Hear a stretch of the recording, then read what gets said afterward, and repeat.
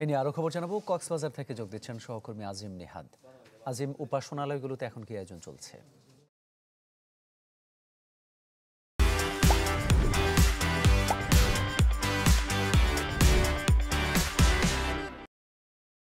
সকাল থেকে মূলত ভোর থেকেই তাদের এই যে আজকে ত্রিস্মৃতি বিজড়িত দিনটি, এটি বৌদ্ধ ধর্মাবলম্বীদের কাছে অত্যন্ত তাৎপর্যপূর্ণ একটি দিন। এই দিনে আমরা যেটি দেখেছি যে কক্সবাজারের প্রত্যেকটি জায়গায় যেখানে বৌদ্ধ বিহারগুলো রয়েছে, বৌদ্ধ পল্লীগুলো রয়েছে, সেখানে একদম ভোর থেকেই তাদের পূজার মধ্য দিয়ে তাদের এই দিনটি শুরু হয়েছে। এবং সকালে আমরা যেটি দেখেছি যে উখিয়াতে একটি বিশাল একটি শোভাযাত্রা হয়। সেই শোভাযাত্রাটি পরে রত্নাপালং যে এলাকাটি রয়েছে সেখানে গিয়ে একটি বড় বৌদ্ধবিহার রয়েছে, সেখানে মিলিত হয়। পরে সেখানে নানা ধরনের আয়োজন ছিল, বুদ্ধের পূজা ছিল, সব মিলিয়ে আমরা সেখানে যেটি দেখেছি যে পরে একটি ধর্মীয় নেতা যারা রয়েছেন তাদের উপস্থিতিতে একটি বড় ধরনের সভাও হয়েছিল, সেখানে আলোচনা সভা হয়েছিল।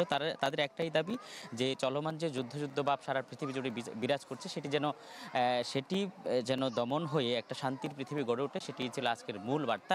এবং আমরা এই মুহূর্তে আছি কক্সবাজারের সবচেয়ে পুরনো এবং সবচেয়ে প্রসিদ্ধ মন্দিরে। এখানে আমরা যেটি দেখেছি যে কিছুক্ষণ ঘণ্টাখানেক আগে থেকে তাদের যে ধর্মীয় অনুসারীরা তারা আসতে শুরু করেছেন এবং তারা বিভিন্নভাবে জল ছিটিয়ে, বুদ্ধের গায়ে জল ছিটিয়ে তাদের যেই পূজাগুলো শুরু করছেন এবং একটি আলোচনা সভারও আয়োজন করা হয়েছে। সেখানে কিছুক্ষণ পরেই হয়তো তাদের বক্তব্যগুলো শুরু হবে এবং তারা আজকে সন্ধ্যার পরপরে এখানে ফানুস ওড়ানো থেকে শুরু করে নানা ধরনের আয়োজনে পুরো বৌদ্ধ ধর্মের যে ধর্মীয় উপাসনালয়গুলো আছে সেগুলো অনেকটা রঙিন হয়ে উঠেছে। এ ছিল এখান থেকে আমার কাছে সর্বশেষ। ধন্যবাদ আপনাকে। কক্সবাজার থেকে যোগ দিয়েছিলেন সহকর্মী আজিম নিহাদ।